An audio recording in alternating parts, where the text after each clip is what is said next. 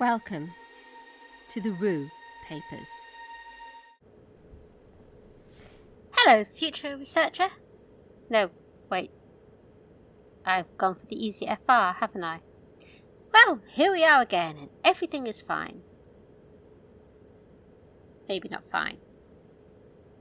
I feel itchy under my skin. Like I imagine someone feels when they know a tiger is stalking them, even though they can't see a tiger. But I am stubborn. Self-destructively so, sometimes. And I am curious to the point where I don't know where to stop. When I was a kid, I never obeyed those stop danger signs. You know those old public information films? The scary ones telling everyone to stay away from dark water and electricity pylons. I'd always watch those and then try to find the scary places. I wanted to know. It's a family trait. I think it is. Somehow I seem to have lost them all. Careless, don't you think?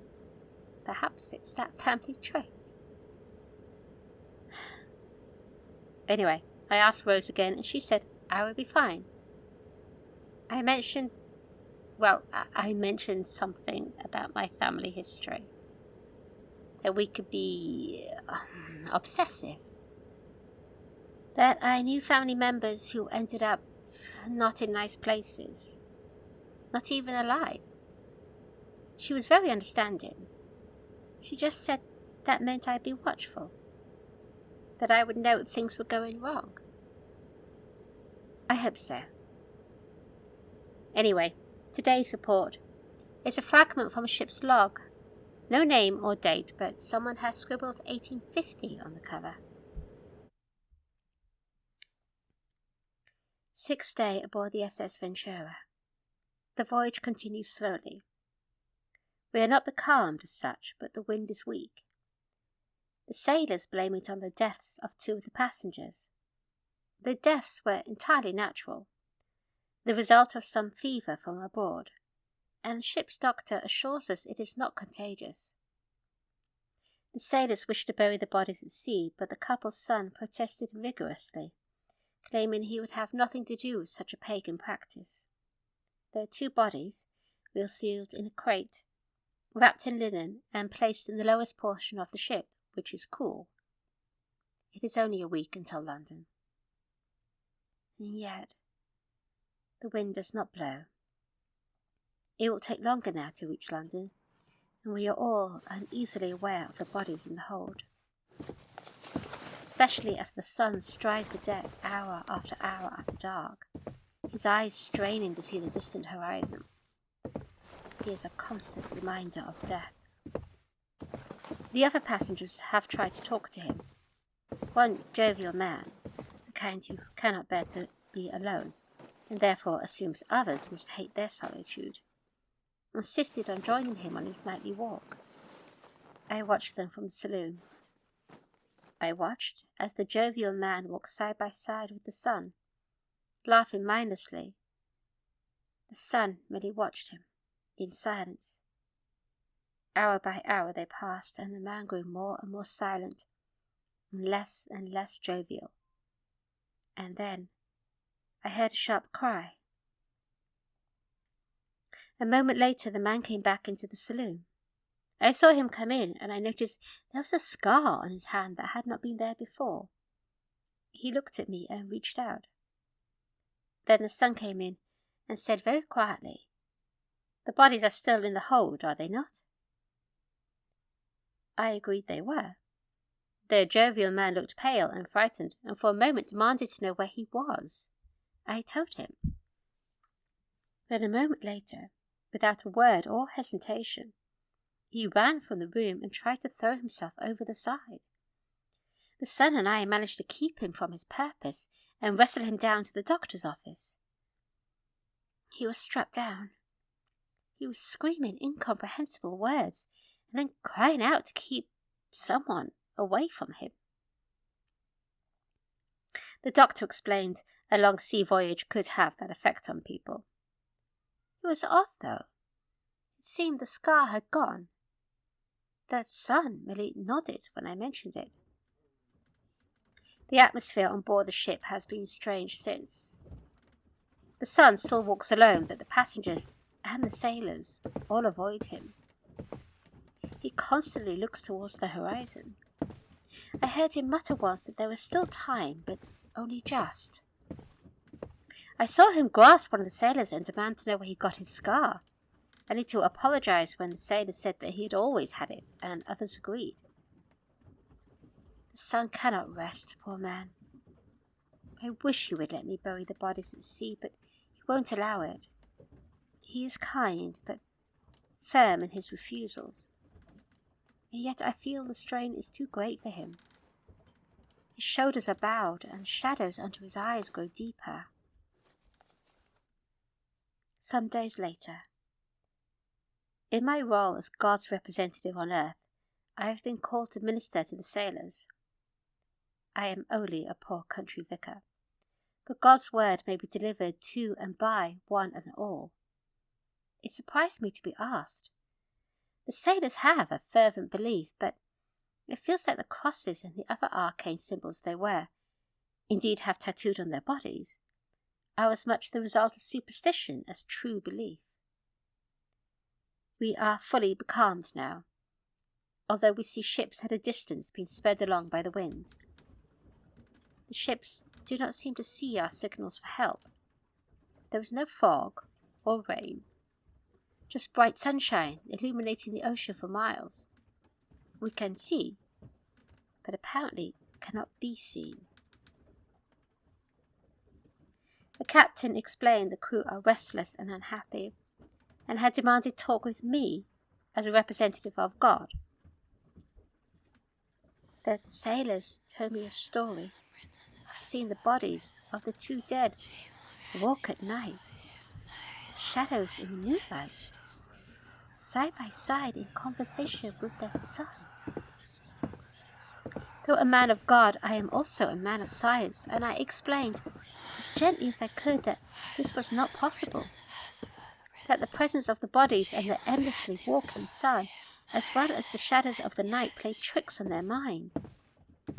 Their captain, with some justification, angrily explained that these were not schoolyard misses, but experienced sailors who had seen far wilder things than I could ever imagine. Whales rising from the ocean depths, a world of ice glittering in an endless day, and if they saw something, their word could be trusted. I undertook to speak to the sun. Oh God, protect and save me. Save me! I wish I could run, but I can't. We are on a ship, and the wind has fallen, and we are becalmed and alone with those things. I spoke to the sun in the blaze of a setting sun. I told him that the bodies of his parents were making the crew uncomfortable, and as we were making no headway to London, perhaps they should be buried at sea. I undertook to make sure their burial was Christian. He looked at me then with the eyes of a madman and said, "You must keep their bodies nearby, or else they will wander." A ridiculous view, I thought then. And I declared my intention to walk with him through the night, to bear him company in a good Christian manner. "As you wish," he replied. I joined him as the sun fell. The sailors watched us from a distance, but avoided us. As we walked around the deck, he was silent until I felt compelled to talk. I talked of nonsense. My parish that I was eager to get back to, my sister who I had been visiting, the troubles of my housekeeper with the butcher, all sorts of nonsense. Until in the end he stopped and faced me.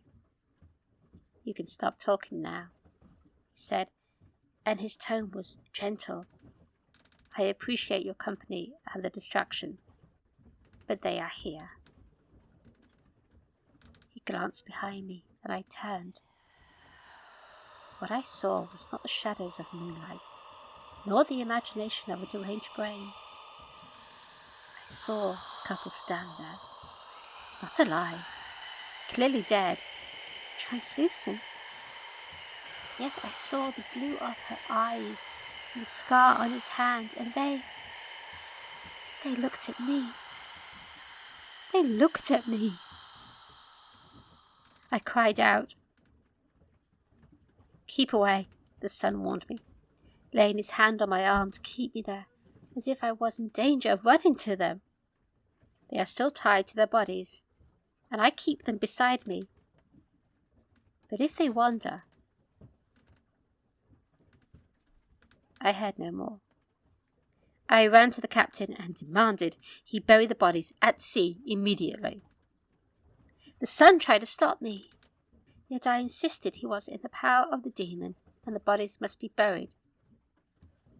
Poor fool.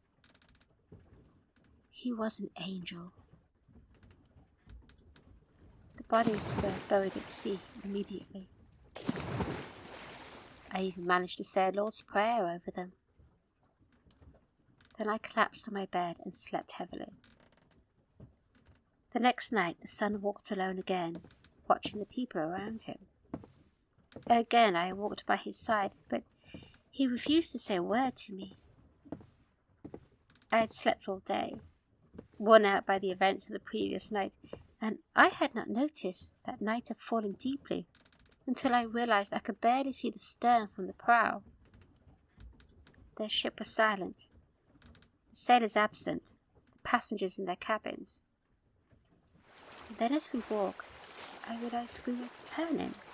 I knew a little of navigating by the stars, and that we were now going in the wrong direction. I went to the captain and found him with the first mate at the wheel. I asked what was wrong, and he ignored me, so I touched him on his arm to catch his attention. His skin was frozen cold. When he turned to look at me, his brown eyes had become the icy blue of the dead woman's. When I looked at the first mate, I saw the scar on his hand, a scar he had not had before.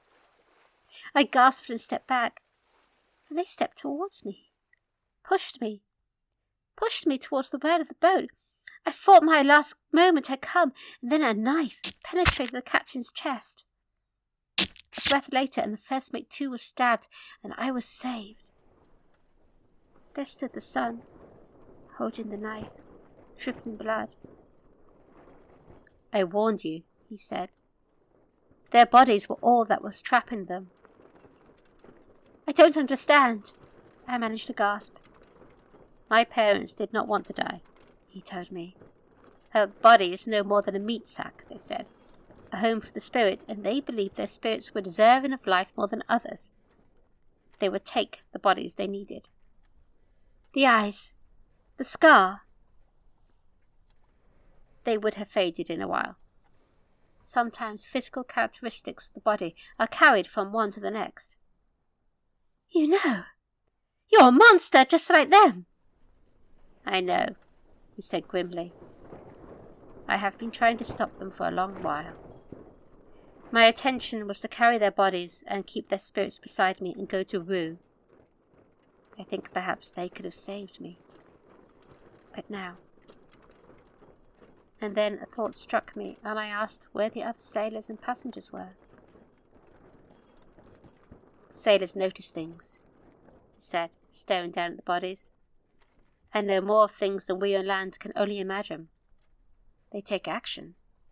And passengers, they are witnesses. I have not words for the horrors we found.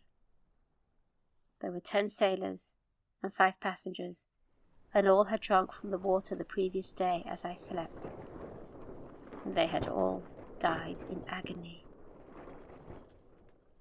Once the dead had taken possession of the captain and the first mate, they had poisoned the water to make sure nothing and no one could stop them. The son had not drunk water that day, preferring rum, and I had not drunk when I awoke. But he had not known what was happening until he saw the others writhing in agony, and knowing his parents had meant that death for him as well. They had all taken a very long time to die, and he had watched it all.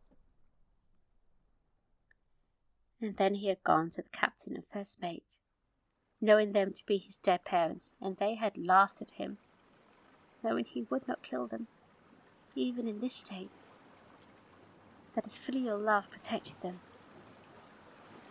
But they have forgotten me. I am easily forgotten. He had known this, and decided that somehow I would be able to end this. In a way, he was right. It was the urge to save me that gave him the strength to kill them. Silently, we threw the bodies over the side. The sea was deep, he said, and the distance and the place would make sure their bodies were unsullied by the evil spirits. He had not wanted to bury his parents the same way, as it would have freed the spirits to take another body, but now they were no longer tied to any physical form.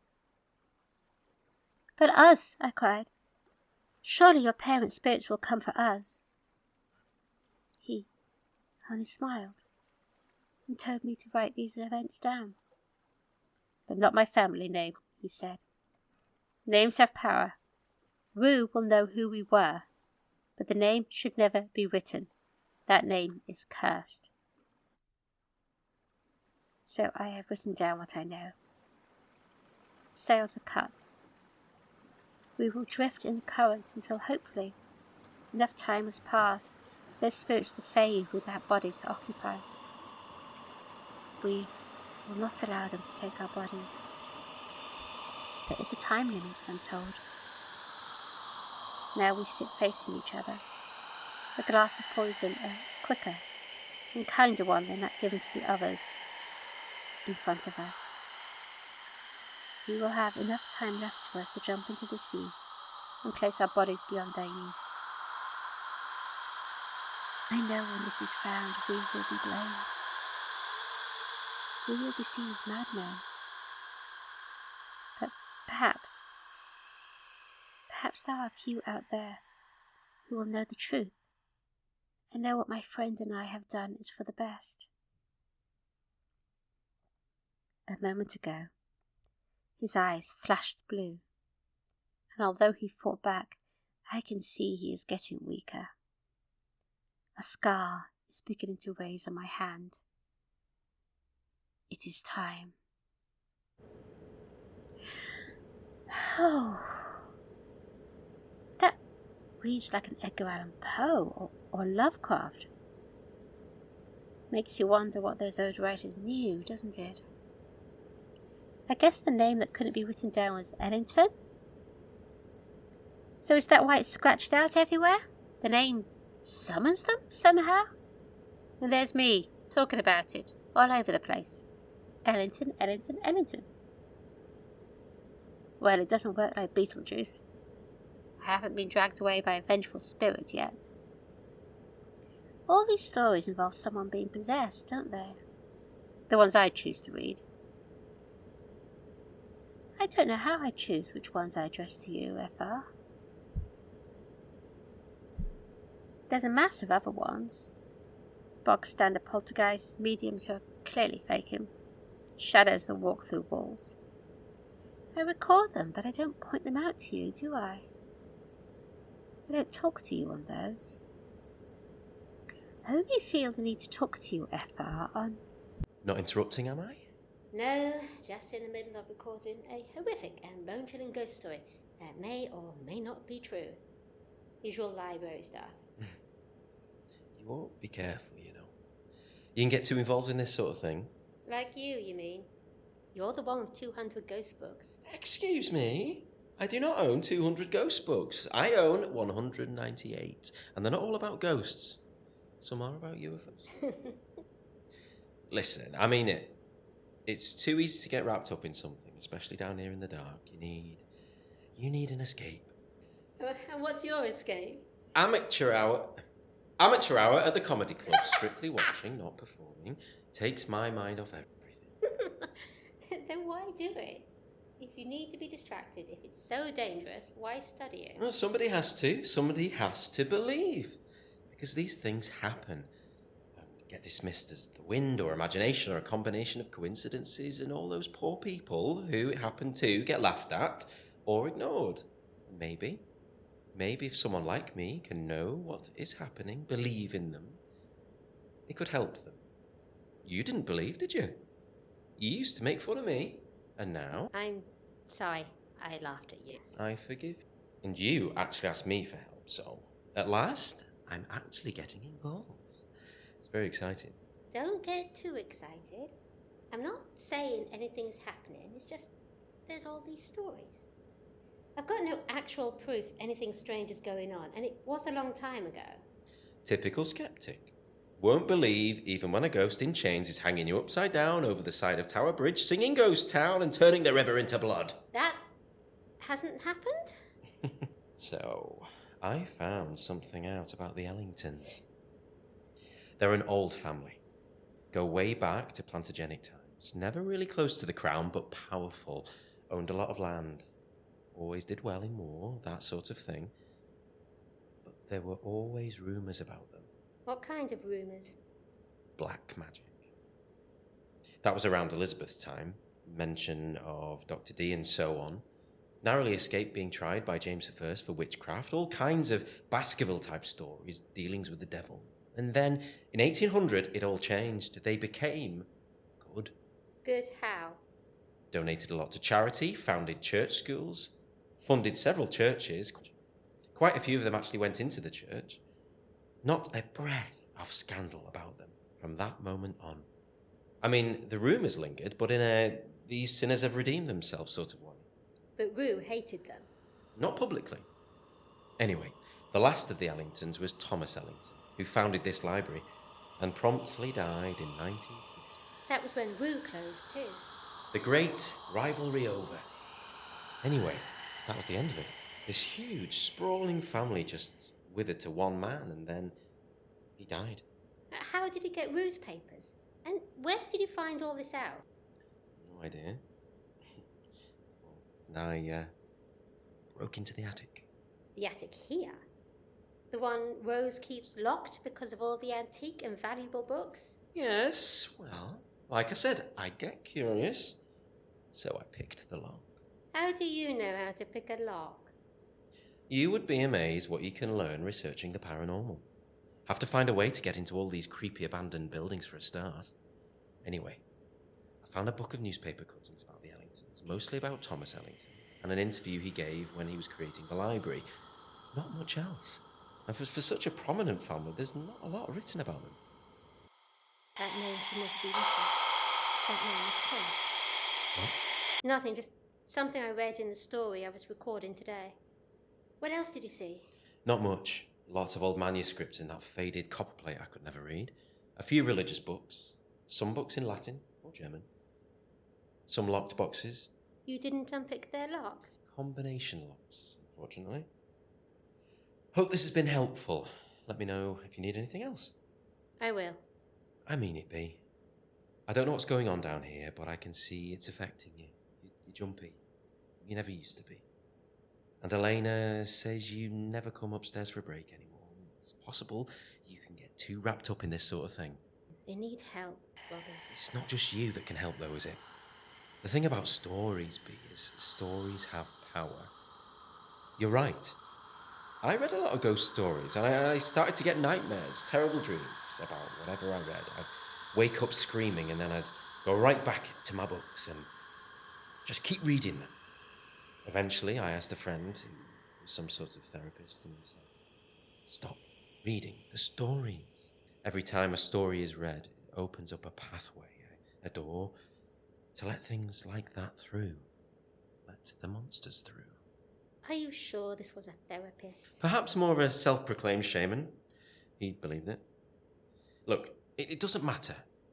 We all know some stories, not just real ones, fictional ones too.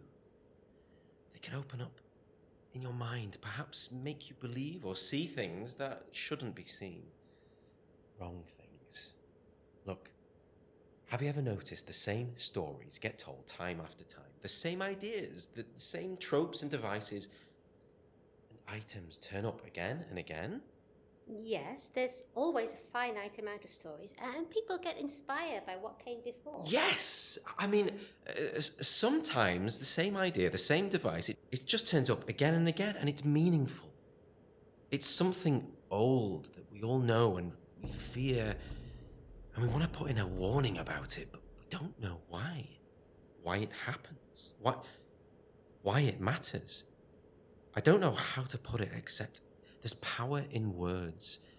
We should be careful. Some stories should not be read. I'm not having nightmares, Robin. I'm not dreaming about anything. I'm actually sleeping quite peacefully. Good. Just stop if things change, won't you? I'm not asking you to promise me. I have no right to ask that. Just be watchful. You never did stop reading the stories, though, did you, Robin? No, I never quite did. They're just too tempting. Good night, Bea. Well, that's all useful information about the Ellingtons, even if it's not much. I wonder what happened to Thomas Ellington. He must have known something was coming. Who knew Robin would... To hell with you, Thomas Ellington. I'll see you burn first. I knew Thomas would enjoy watching you help. What the fuck? What the hell was that? Wait. I recorded it. Whatever that was, I recorded it. Thank you for listening to the Rue Papers. Created, written and performed by Emma Butler. For bonus materials, please visit my Patreon. And don't forget, listeners, some stories should never be read.